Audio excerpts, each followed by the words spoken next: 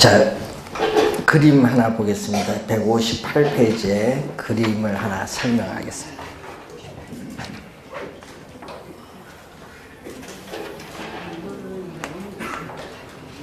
자, 수요 곡선인데, 자, 여러분이 보통 우리가 임대주택에 대한 수요 곡선은 비탄력적이에요. 왜냐하면요, 임대주택은 주택 부족이 심하죠. 주택 부족이 심하니까 이사 가기가 쉬워요, 어려워요? 어려우면 비탄력적이에요. 수요 곡선은 완만한, 기울기가 급한 비탄력적이고, 공급 곡선은 뭐가 된다?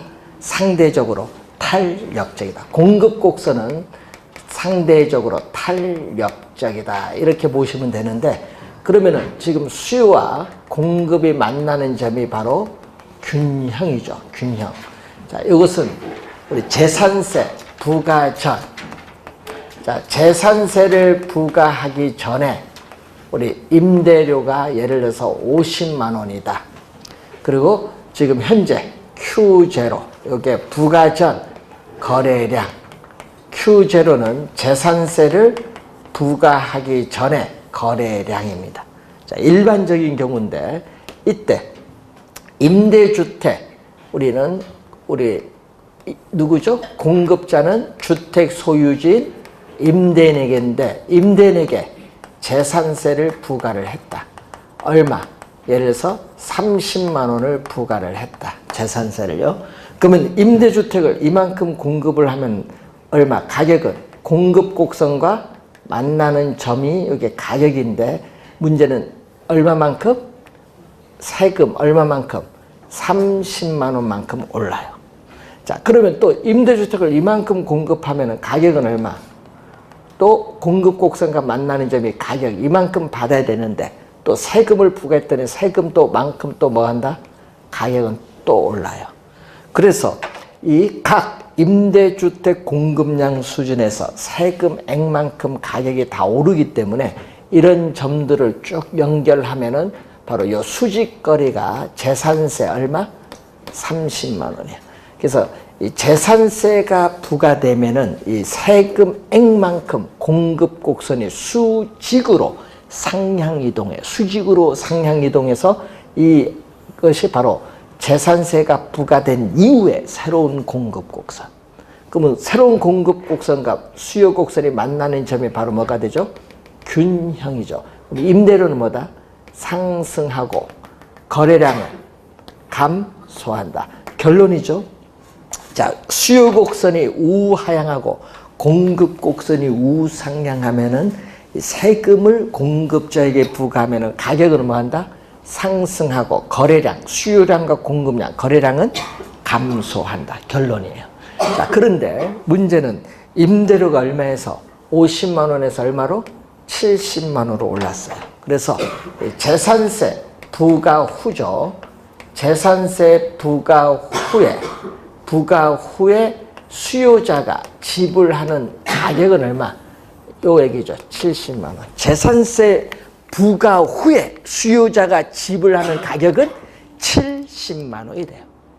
그러면은 임대료 인상을 통해서 요 흰 부분은 누구에게 전가? 이 흰 부분은 누구에게 전가? 수요자에게 전가됐어요. 자, 요 세금, 요 수직거리가 세금이거든요. 이 세금 30만 원 중에 20만 원이 임대료 인상을 통해서 누구에게 전가됐다? 수요자에게 전가됐어요. 그래서 요 흰 부분이 누가 부담한다? 예, 수요자가 부담을 하는 거예요. 이 수요자 부담 얼마? 20만 원이 조세가 전가된 부분. 전가 금액도 얼마? 20만 원. 그러면 70만 원 받고 얼마 납부했어요? 세금 30만 원을 납부했더니 이제 얼마죠? 40만 원. 요거는 또 재산세 부과 후 누가? 공급자. 재산세 부과 후 공급자가 실질적으로 획득하는 임대료는 얼마? 40만 원. 세금 30만 원 납부했으니. 그러면 어떻게 돼요? 요 부분은 어떻게 돼요? 재산세 30만 원 중에 20만 원은 임대료 인상을 통해서 수요자에게 전가시켰고, 나머지 10만 원, 요 파란 부분은 누가? 공급자인 임대인이 부담을 해요. 공급자가 부담을 해요. 자, 그러면 이 수요자와 공급자가 부담하는 요 부분 있죠. 요 부분. 수요자가 공급자 부담 더해준 요 네모. 이 네모는 바로 뭐를 의미하죠? 네모는 정부의 조세 수입이야. 정부의 조세 수입. 자, 그러면은 문제는요. 세금을 부과를 하면은 어떻게 돼요? 수요자는 임대료 인상을 통해서 손해를 보고 더 많이 지불하니까, 공급자는 50만 원보다 더 적게 40만 원 받으니까 손해를 보죠. 수요자, 공급자 둘 다 손해를 봐요. 재산세가 부과되면. 그런데 문제는 그 손해를 본 것 중에 이 부분은 정부가 조세로 가져가요. 가져가는데 이 노란 부분이 있어요. 이 노란 부분은 사회에서 없어져 버려요. 이 노란 면적은. 정부가 가져가는 것도 아니고 수요자, 공급자가 손해 보는 부분 중에 요거는 정부가 세금 가져가니까 관계없는데, 이 노란 부분은 사회에서 아예 없어져요. 이것을 전문용어로 뭐라고 나오냐면 경제적 순손실이라고 해요. 그래서 시험 지문에 이런 지문이 나오죠. 정부가 조세를 부과하면은 사회적 후생의 손실을 가져온다. 맞는 지문이에요. 사회적 후생의 손실이 요거죠. 경제적 순손실. 이걸 우리는 원어로 쓰면요. dead, 죽을 사자 쓰죠. dead weight loss라고 해. 이걸 지금 번역을 한 게 경제적 순손실. 25회, 28회 시험에 용어로서 출제를 했습니다. 25회, 28회 경제적 순손실이 또 시험 지문에 용어로 출제인데 둘 다 정답으로 물었어요. 그 그림에서 경제적 순손실이 어디 부분인가 이걸 확인. 자, 누가 세금 많이 내고 있어요? 그림 봤더니 수요자가 많이 내네요. 얼마? 수요자는 20만 원, 공급자는 10만 원. 그래서 수요 곡선과 공급 곡선인데, 수요 곡선이 우하향하고 공급 곡선이 우상향하면요, 정부가 세금을 부과하면 수요자, 공급자 둘 다 부담해. 둘 다 부담을 하는데 누가 많이 부담하고 누가 적게 부담하느냐, 이것은 수요와 공급 곡선의 상대적 탄력성에 따라 달라지는데, 공급이 우리가 탄력적이면 공급자가 10만 원 세금을 적게 부담하기 때문에 유리하다. 그래서 우선은 탄력적일수록 뭐하다? 유리하다. 요건 꼭 암기하고 다녀야겠죠. 탄력적일수록 유리하다. 그럼 공급이 탄력적이면 공급자가 세금 부담을 적게 하기 때문에 유리하다. 반대로 수요가 탄력적이면 수요자가 세금 부담을 적게 하기 때문에 뭐다? 유리하다. 탄유 알면은 시험 지문에 나와도 잘 안 틀려요. 그래서 시험 지문에 벌써 한 4번 정도 출제를 했죠. 15회 시험에 처음 출제해서 최근에 4번 정도 출제한 용어입니다. 탄유. 그래서 여러분 교재에 158페이지 거기 밑에 박스에 거기에 탄력성과 조세 수입 있죠. 그거 아까 저걸 알면 돼. 탄유. 그 박스 안에 보니까 탄력적일수록 세금 부담을 적게 하기 때문에 뭐다? 유리하다. 그 얘기예요. 그것만 알면 돼요. 자,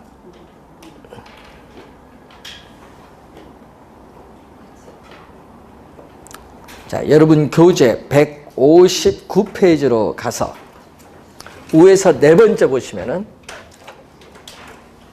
자, 우선 신규 주택에 대한 요 얘기죠. 신규 주택에 대한 공급 곡선은 뭐가 되죠? 비탄력적. 왜냐? 도시 내에서 택지를 조성해서 공급하는 데는 법적인 제한이 뭐다? 많기 때문에 비탄력적인데, 신규 주택은 고소득층이 소비하는 주택인데 수요는 상대적으로 뭐다? 탄력적. 자, 그럼 이게 바로 뭐가 돼? 최초의 균형이죠. 자, 오래된 주택은, 자, 오래된, 낡고 노후화된 오래된 중고주택의 공급 곡선은 탄력적. 이미 주택 만들었거든요. 근데 시장에 팔려고 공급하는 데는 법적 제한이 없죠. 바로 매물 내놓으면 되니까. 탄력적. 누가 소비한다? 저소득층이 소비하는 주택. 수요는 상대적으로 비탄력적이다. 자, 또 여기 균형이죠. 자, 그럼 신규 주택과 오래된 주택에 동일한 세금을 부과합니다. 자, 세금, 수직거리가 세금인데 신규 주택과 오래된 주택에 동일한 금액의 세금을 이렇게 부과를 했어요. 자, 세금을 부과를 하면은 새로운 균형점에서 가격은 이만큼 오르고 거래량은 뭐다? 감소하죠. 여기도 가격은 뭐 한다? 가격은 상승하고 거래량은 감소. 결론은 뭐 요건데 문제는 신규 주택은요 가격이 상승폭이 작아요. 약간 상승하고 여기는 뭐죠? 상승폭이 크죠. 그래서 가격이 이렇게 많이 상승해요. 요 빨간 부분이 누가 부담? 가격 인상을 통해서 수요자에게 전가되니까 수요자가 부담을 하는 거예요. 빨간 부분. 그런데 그럼 세금을 이거죠. 요 수직거리가 뭐다? 세금. 요 금액은 같은데 문제는 이때 요거는 누가 부담하죠? 이 파란 이 면적은 공급자가 부담. 또 요 파란 이 부분의 이 면적은 공급자가 부담해. 공급자가 부담하는 부분, 파란 부분은. 자, 그러면은 어떻게 돼요? 신규 주택을 소비하는 고소득층 수요자는 세금을 적게 부담하고 오래된 주택을 소비하는 저소득층 세금을 많이 부담하는 결과를 가져와요. 그래서 어떻게 돼요? 저소득층이 오히려 세금을 더 많이 부담하는 역진세적인 성격이다. 누진세는 소득이 높을수록 세금 더 많이 부담하는 거고요. 어떻게 돼요? 우선 저소득층이 오히려 세금 더 반대로 많이 부담하는 건 역진세. 자, 역진세 거기 밑줄 그으면 되겠죠? 3번 양도소득세 바로 위에 역진세라는 게 있어요. 역진세. 자, 그리고 왼쪽 표에 밑에 전액 부담하는 경우, 요건 예외죠. 자, 여러분 지금 여기에 둘 다 부담하는 건 일반적인 경우고 예외는 뭐다? 두 사람 중 어느 한 사람만 부담하는 게 예외죠. 이렇게 둘 다 부담하는 것이 아니라 자, 예외 중에서 우린 수직선, 수평선이 예외입니다. 예외는 두 사람 중 한 사람만 부담하는데 완전 비탄력적은 뭐다? 수직선이야. 자, 수직선일 때는 우리가 공급이 뭐가 돼 있어요? 고정이 돼 있어요. 자, 여러분 보세요. 공급자에게 세금을 부과하면은 세금액만큼 공급 곡선이 수직으로 상향 이동하는데 공급이 고정되면 공급 곡선 이동 못하죠. 고정됐는데. 그러면 가격은 공급자에게 세금을 부과하더라도 공급 곡선이 이동이 없어요. 그럼 가격은 변하지 않는다. 중요한 건 요거죠. 가격이 뭐다? 변하지 않는다. 가격이 변하지 않는다는 거예요. 가격이 변하지 않는다. 그러면 어떻게 돼요?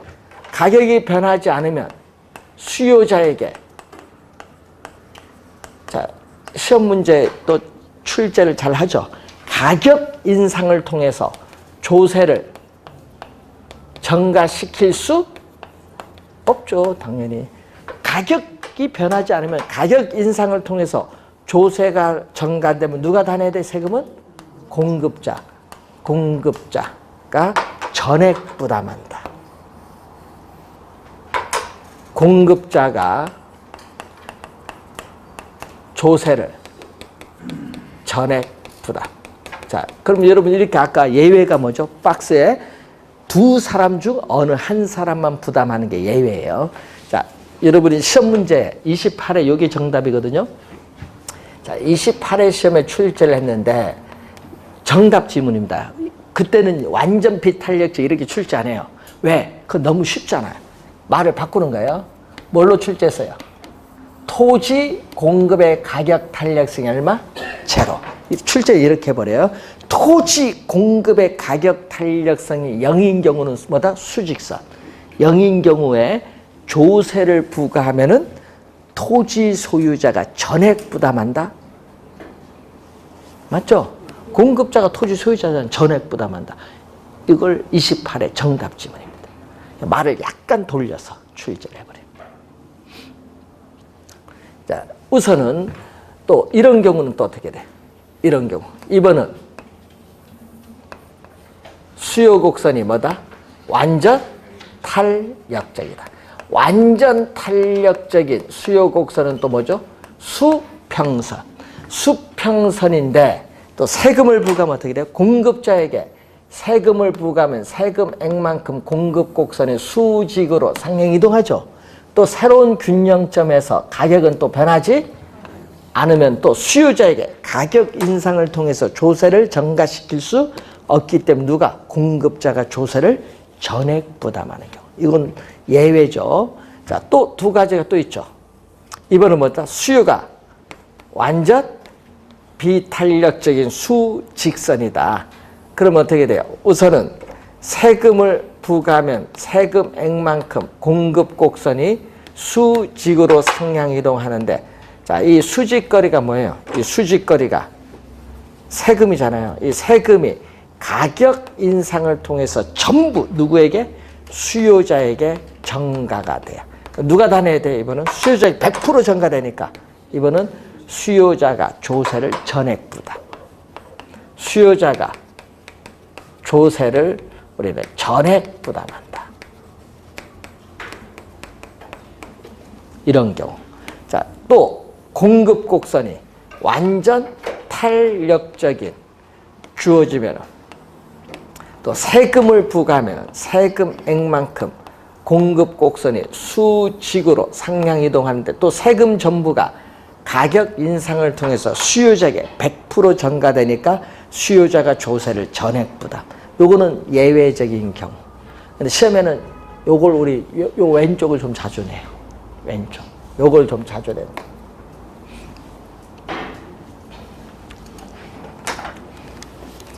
자, 그리고 159페이지에 양도소득세 1번. 여기에 또 한 4번 출제했어요. 1번. 자, 주택 가격이 지금 급등하고 있어요.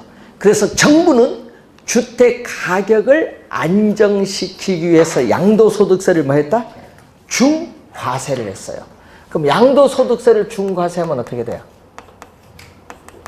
주택 가격을 안정시킬 목적으로 양도소득세를 중과세를 하게 되면은 주택 소유자 입장에서는 어떻게 돼요?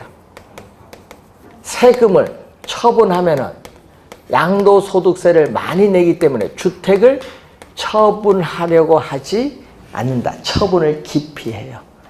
그러다 보니까 시장에 팔려는 주택이 점점 줄어들어요.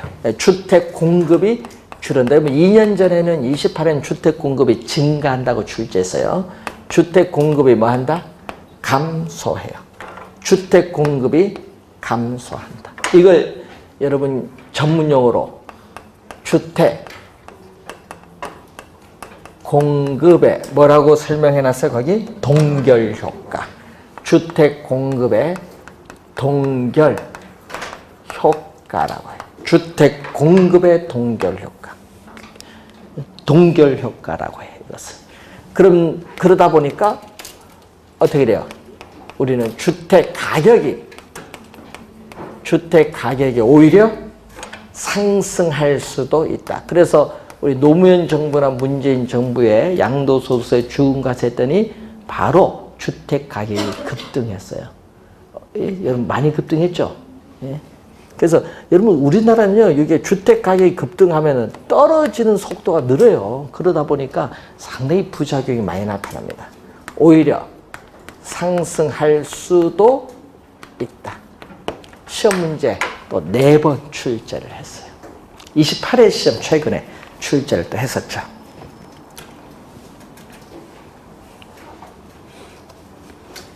요 1번 요거 자주 출제되고요. 또 3번 요것도 2번 정답 지문 물었어요. 3번 지문도. 자, 토지 이용을 특정 방향으로 유도하기 위해 정부가 토지 보유세를 부과할 때는 시험에 이 지문으로 2번 출제했어요. 용도에 관계없이 동일한 세금을 부과해야 된다. 이렇게 2번 출제한 거예요. 지문은. 어떻게 돼? 특정 방향으로 유도하기 위해서는 어떻게 돼? 정부가 어떻게 해야 돼? 용도에 따라 세금을 달리 부과해야 되겠지. 용도에 따라 세금을 뭐 한다? 달리 부과를 해야 됩니다. 이 지문 2번 출제 정답으로. 또 헨리 조지 28회 시험에 출제했죠. 그때 당시 대표가 누구냐 하면 우리 여성분이 대표일 때 이분이 입에 달 때마다 이 사람 이름을 언급했어. 예? 그러니까 출제원이 어떻게 돼? 출제 안 할 수가 없지 뭐. 자, 헨리 조지는 저서가 있어요. 진보와 빈곤이라는 책이 있습니다. 이 책을 통해서 헨리 조지는 주장을 했는데 이 헨리 조지의 사상 중에 이런 사상이 있거든요. 우리 여기 150년 전 얘기입니다. 150년 뒤로 역사 돌아가면요. 그때 국가는 뭐죠? 150년 들어가면 국방, 치안이 주 업무예요. 뭐 복지 이런 거 없지 그때 당시에. 네? 그게 주 업무입니다. 그러다 보니까 그때 당시 이렇게 생각한 거예요. 이분이 토지에서 나오는 지대 수입에 대해서 100% 국가가 세금으로 징수를 해요. 징세를 한다면 이 토지세 수입만으로 정부의 재정 지출을 충분히 감당할 수 있다. 이렇게 본 거예요. 그렇기 때문에 그때 당시 헨리 조지는 토지세 이외에 모든 조세는 철폐하자. 뭐죠? 소득세, 법인세 이런 모든 조세는 철폐하자고 주장을 해요. 그걸 우리는 전문용어로 토지 단일세라고 해요. 단일세. 토지에 대한 단일세. 싱글 텍스. 토지의 단일세를 주장합니다. 지금은 국가 규모가 지출이 너무 커져서 안 되죠. 그래서 여러분 1980년 후반에 또 대통령 선거 나오신 분이 있어요. 미국에. 그때 페로라는 사람인데 이분이요. 민주당 공화당 안이 제3회 후보로 나오면서요. 지지율이 그때 22%까지 올라갔어요. 예? 올라가서 나중에 사퇴를 했는데 이분이 주장이 뭐를 주장한 줄 알아요? 예? 딱 단일세 주장한 거예요. 단일세. 예? 그래서 뭐를 모든 조세를 철폐하겠다 한 거예요. 그러니까 너무 좋지. 막 지지하는데 생각으로 규모가 커졌잖아요. 이거 말이 안 되지. 그래서 이 사람이 나중에 공격받아서 나중에 사퇴를 했는데 이걸 약간 또 바꿔서 주장해서 이번에 대통령 당선된 사람 트럼프예요. 뭐를 했냐? 소득세 50% 감면해 주겠다. 법인세 없애겠다는 못하고 법인세도 대폭 감면해. 그래서 대폭 감면했어요. 15%에 법인세 반 줄여버렸어요. 그러니까 어떻게 돼? 세금 줄이고 소득세, 법인세 줄여버렸더니 어떻게 돼? 미국 경제가 호황으로 가버렸어. 그러니까 어떻게 돼? 이게 세금 갖고 장난을 한 거지. 그래서 우리나라도 뭐다? 세금 깎아주는 건 괜찮아요. 여러분 혜택 가니까. 근데 세금을 만들겠다는 사람은 요거는 자기 멋대로 만들면 안 돼요. 그거는 뭐를 한다? 외국처럼 공약을 내서서 뭐 심판을 받았는데 우리는 공약도 없어. 멋대로 만들어. 세금 멋대로 만들면 안 돼요. 법에 딱 법정주의예요. 우리 세금도 부담이 있기 때문에. 자, 그래서 여러분도 나중에 세금을 깎아준다 하면은 무조건 박수 쳐야 돼. 세금 만드는 사람보다. 요게 있죠. 그런데 또 뭐가 있냐 하면요. 이 얘기 있어요. 시험 문제 나올 때 주의해야 될 건 공급이 또 고정됐어요. 그럼 토지의 공급 곡선이 고정된 건요. 현재 토지가 이용하고 있는 용도 이외에 다른 용도로는 이용하지 못한다 가정하는 거예요. 그래서 또 완전 뭐죠? 비탄력적인 공급 곡선, 수직선이 돼요. 자, 이때 정부가 토지 보유세를 부과하면 어떻게 돼요? 정부가 토지 보유세를 부과하면은 자, 여기 보세요. 예외 말고 어떻게 돼요? 세금을 부과하면 공급량이 다 뭐 한다? 감소해요. 우상향하면요 공급이 다 줄어드는데 공급이 고정돼 있거든요. 그러면 토지 공급량은 고정이 됐어요. 변화가 없다. 이게 중요하거든요. 자, 토지 보유세를 부과하더라도 완전 비탄력적일 경우에는 공급량 자체가 변화가 없어요. 공급량이 감소하면은 자원의 배분이 왜곡이 되는데 공급량 자체를 세금이 부과해도 변화가 없으면요. 시장에서의 자원 배분에 뭐를? 이게 중요한 겁니다. 자원 배분의 왜곡을 초래하지 않는다. 이런 세금을 우리 뭐라고 하냐면 이런 세금. 자원 배분의 왜곡을 초래하지 않는 이런 세금을 우리는 효율적 세금이라고 해요. 효율적 세금. 이때 이것을 헨리 조지는 이 자원 배분의 왜곡을 초래하지 않는다. 이것을 헨리 조지는 뭐라고 설명하고 있냐 하면요. 토지세에 뭐가 발생했다? 중립성이 나타났다고 합니다. 토지세에 중립성이 나타났다고 해요. 중립성이라는 말 하나 배웠어요. 좀 아주 요즘 어떤 용어가 나올지 모르니까.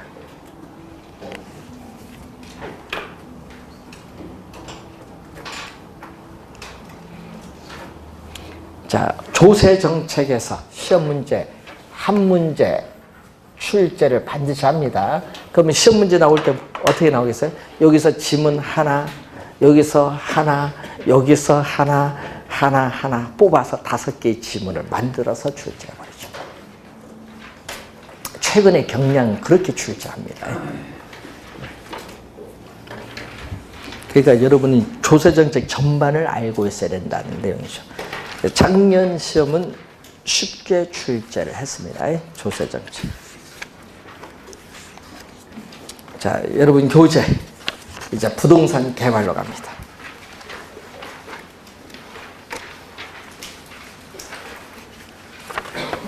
자, 부동산 개발 한번 보겠습니다. 자, 여러분 교재 174페이지가 되겠습니다. 자, 부동산 개발 이용 출제 안 하니까 넘어갑니다. 뭐 기본 저 11월 10일 한번 강의했으니까 뭐 출제하지 않습니다. 자, 우선 부동산 개발로 갑니다. 2문제 원래 출제가 예상되는 부분인데, 자, 우선 부동산 개발을 보면요, 부동산은 3차원의 공간이라고 했어요. 그럼 부동산 개발은 공간 개발이에요. 공간을 창조하는 행위를 부동산 개발인데, 그럼 시험 문제는 어떤 용어를 내느냐, 그걸 봐야겠죠. 시험 문제. 여러분 프린트 3번 지문 봅니다. 자, 오늘 나눠드린 프린트의 3번 지문 보면요, 자, 거기 보시면은 우리가 3번 지문이 나오죠. 요걸 출제하거든요. 3번 지문 보시면요, 여러분 이런 지문이 나오면요 골치 아파요. 부동산, 예? 부동산 개발업입니다. 여러분 부동산 개발업이라는 게 있어요. 부동산 개발업의 관리 및 육성에 관한 법률이 있어요. 법률 제목. 자, 부동산 우리가 개발업의 관리 및 육성에 관한 법률에서 지금 3번이 부동산 개발의 개념이 나와요. 부동산 개발. 예? 이 지문을 출제를 자주 해요. 자, 그래서 보시면은 타인에게 공급할 목적으로 토지를 조성하거나 건축물을 건축, 공작물을 설치하는 행위로 조성, 건축, 대수선, 리모델링, 용도 변경 또는 설치되거나 될 예정인 부동산을 말한다. 여기까지 잘 나갔다가 뒤에 있습니다. 다만 시공을 담당하는 행위는 뭐한다? 제외한다. 그런데 시험에 낼 때는요, 다만 이 안으로 들어와 버린다. 시공까지 딱 들어옵니다. 그래서 어디 틀렸는지를 모르는 거야, 이제. 중요한 건 그겁니다. 밑줄은 다만 시공을 담당하는 행위는 뭔다? 제외한다. 이걸 꼭 기억해야 돼. 시험에 낼 땐 시공 담당하는 행위 포함시켜버립니다.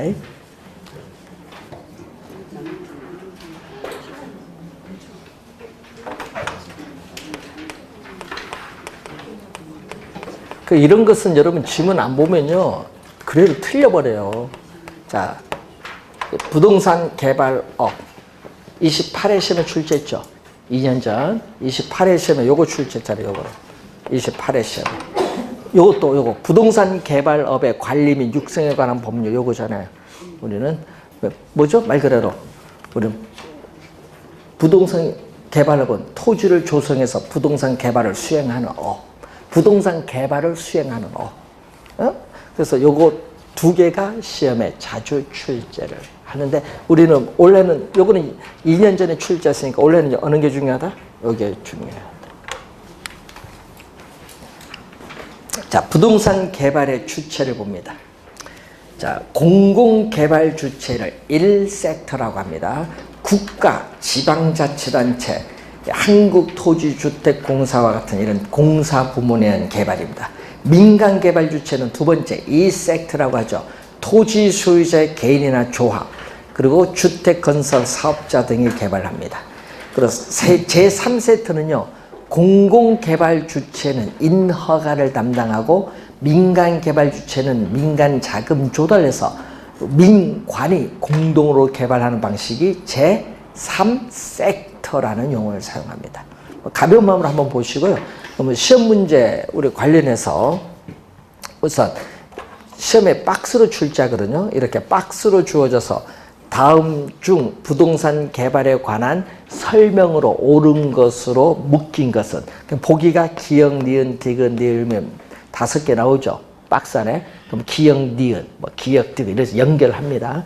그럴 때 이제 요 개념도 들어오고 이제 몇 가지 용어들이 막 들어올 때 많이 들어온 용어가 바로 개발 과정에서 또 나옵니다. 그러니까 시험 문제는 누구 이론?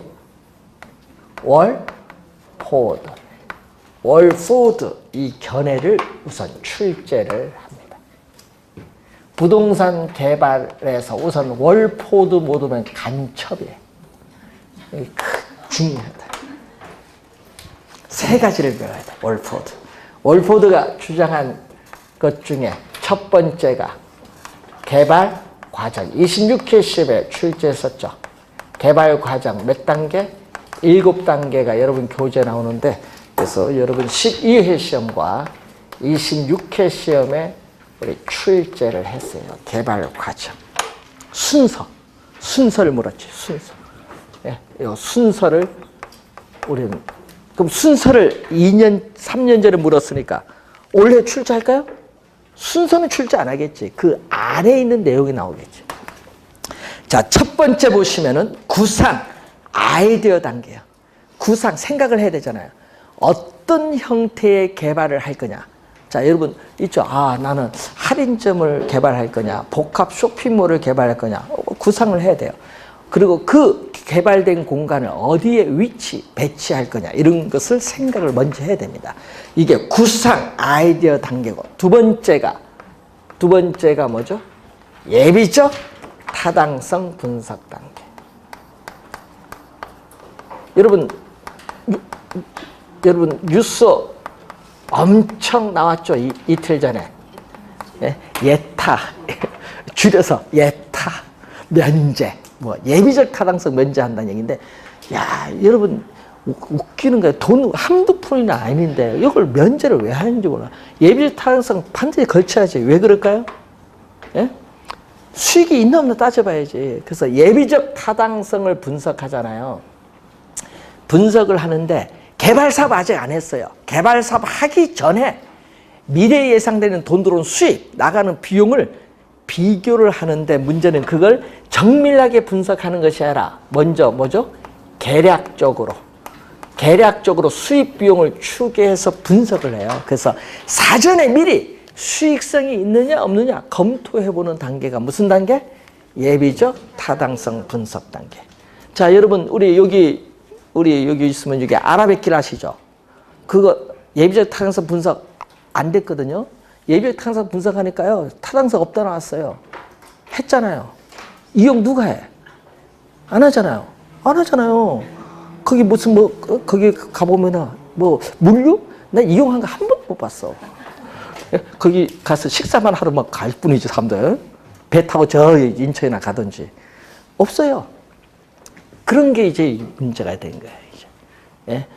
분석했는데 안 되니까 통과를 하면 하지 말아야 된다. 한다는 얘기예요. 예? 그게 많지. 예? 옛날 저도 86년대 비행기 타서 저 양양을 한번 가봤어요. 지금 있어요? 없잖아요. 울진 다 폐쇄, 예천 다 폐쇄, 공항 다 폐쇄야. 예? 없는데 왜 만들어? 예? 그러니까 어떻게 돼? 선거 때문에 하나씩 만들다 보니까 이런 현상이 벌어지는 거예요. 빨리빨리 다 폐쇄시켜야 돼요. 그 공항 같은 것도 쓸데없는 공항이 너무 많은 거예요. 예? 그래서 우리나라 미국처럼 땅이 넓은 국가도 아니에요.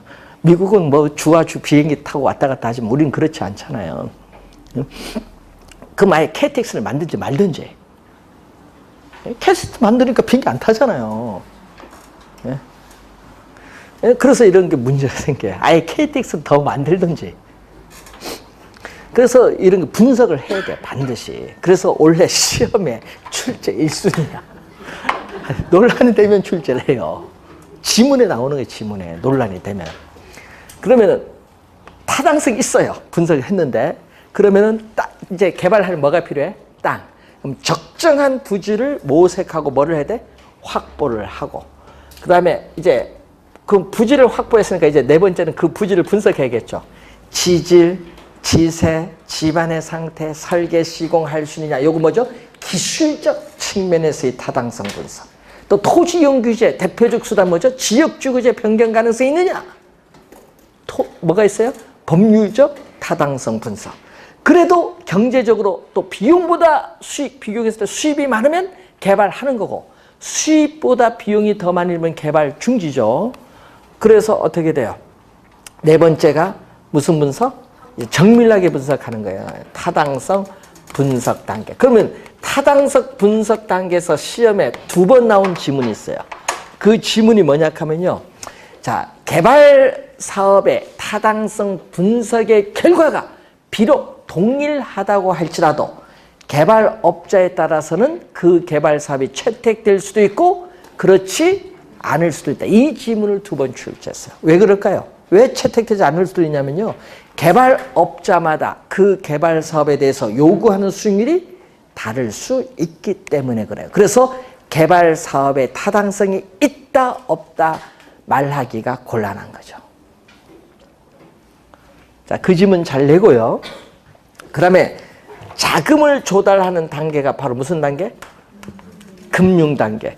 그러면 택지를 조성하는 건설 단계가 6번째. 즉 물리적 공간을 창조하는 단계고, 그 다음에 7번째가 뭐죠? 마케팅 단계. 여러분, 개발 사업이 성공했느냐 실패했느냐, 그것은 그 개발 사업에 뭐에 달려있다? 시장성 여부에 달려있다. 이때 시장성을 우리 뭐라고 하냐? 매매.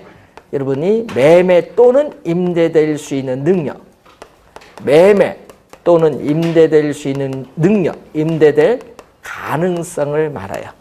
매매 또는 임대될 수 있는 능력, 가능성이 있으면 그 개발 사업은 성공으로 가는 거고, 매매 또는 임대될 가능성이 없다 하면 그 개발 사업은 뭘로 간다? 실패로 가는 거예요. 자, 그래서 시험 지문에는요, 요 3가지 쪽에서 여기 박스 안에 이렇게 들어오는 거예요. 3가지 중에서 하나가. 근데 원래는 어디가 중요하다? 이쪽이 좀 중요해요. 지문에 들어옵니다.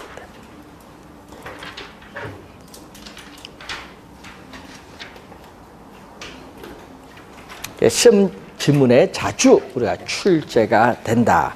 이렇게 보시면 되겠습니다.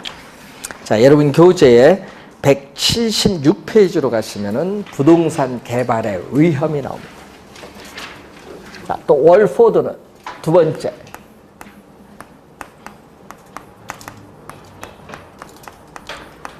자, 부동산 개발도 미래의 불확실성이잖아요. 그렇기 때문에 위험이란 요소가 항상 내포 포함이 되어 있어요.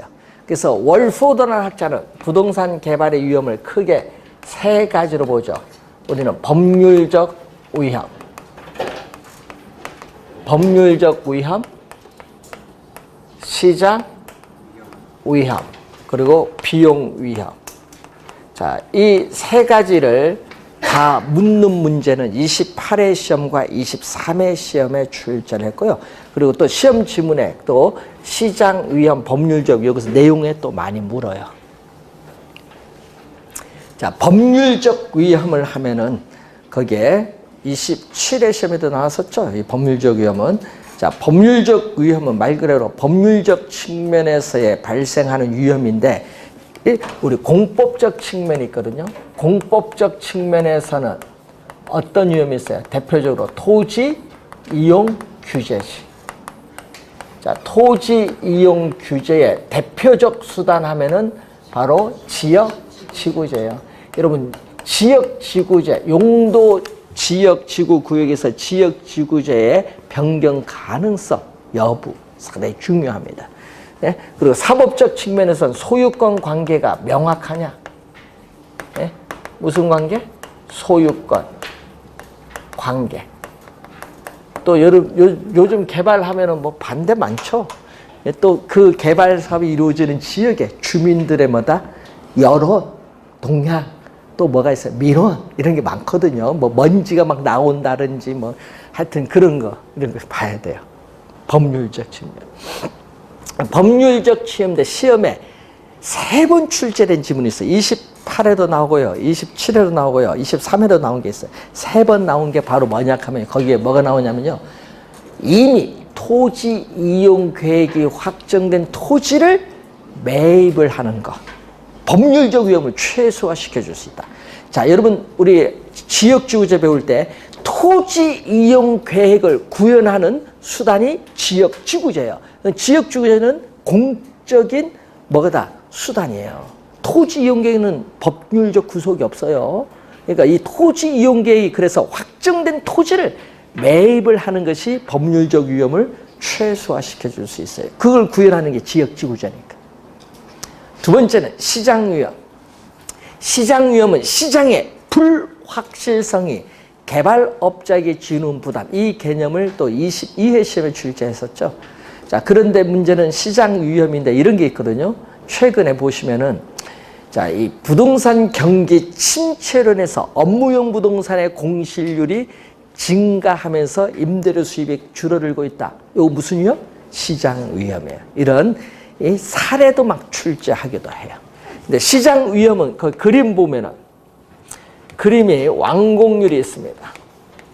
완공률 100%로 가는데 자, 매수자 입장이에요. 매수자 입장에서 위험은 점점 완공률 100% 갈수록 줄어들고 부동산의 가치는 높아요. 그런데 초기는 개발사업의 초기는 어떻게 돼요? 매수자 입장에서는 위험이 높죠. 완공 될지 안 될지도 모르는데 위험은 높으니까 높은 위험으로 할인한 부동산 가치는 낮아요. 그때 100% 갈수록 반대로 가치는 높고 위험은 낮아진다. 자, 그 그림 위에 뭐가 나오죠? 흡수율이 나와요. 흡수율. 시험에 이것도 자주 출제하죠. 자, 흡수율 분석.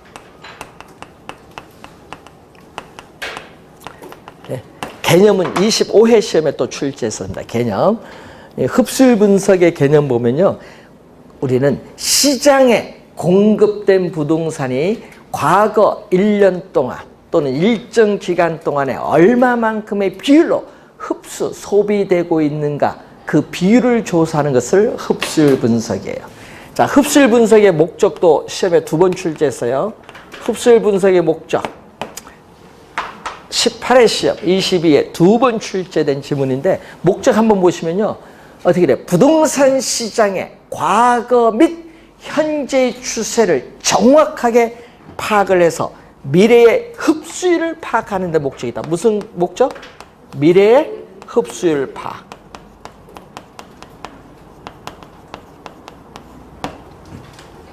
자, 흡수율은 뭐예요?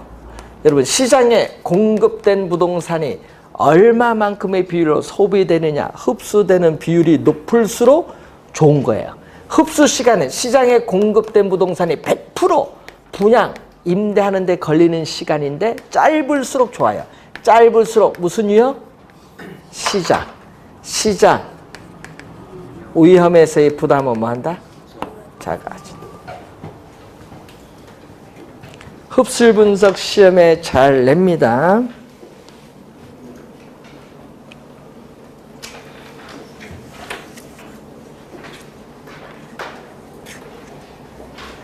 그래서 흡수율 분석의 목적 2번 출제고 또 개념 최근에 25회 시험에 또 출제를 한 내용이죠. 자, 178페이지에 비용 위험이 나오죠. 비용 위험. 자, 여러분이 물가가 지속적으로 상승하는 인플레이션이 발생하면요. 각종 인건비, 건축비가 오르거든요. 그렇기 때문에 어떻게 돼요? 추가적으로 비용을 부담할 가능성은 커져요. 커지게 되는 위험이 비용 위험인데 그리고 인플레이션이 발생할수록 또 개발 기간, 공기라고 하는데 공사기간, 개발기간이 길면 길어질수록 비용상의 위험 부담은 점점 더 커진다는 거예요.